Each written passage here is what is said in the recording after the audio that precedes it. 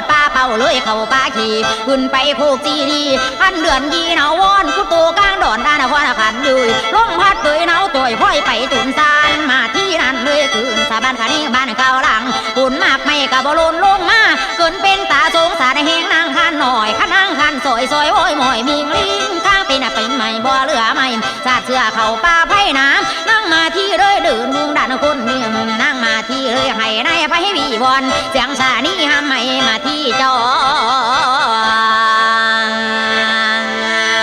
แม่นหวังน้ำแม่นหวังน้ำโอ้ยโอ้ยโอ้ยโอ้ยน้องโอ้ยนางมาที่เลยเข่าบูปลาเล้าหลอดปลาไหลมาที่เข่าปลาใหม่ขานิ่งเจ้าอยู่บ่อเศร้าว่าโอ้น้อ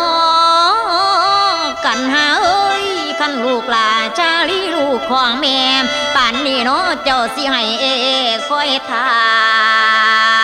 แม่สิมาแม่สิมา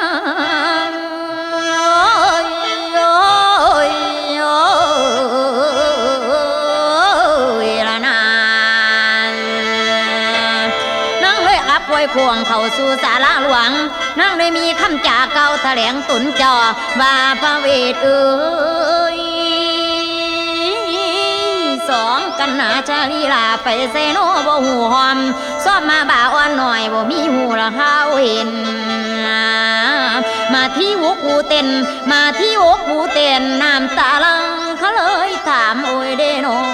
งสองกันหนาชาลีสร้างบ่มาเข้านี่พระเวทเลยบอกใครคำสี่ละว่าจะตานตองพี่น้องก็จึงบอกใครพอต่อขานดินหรือเล่นไปหาเล่นกลางดงขันพงป่าสองกันหนาขันร้อนหน่อยชาลีจอ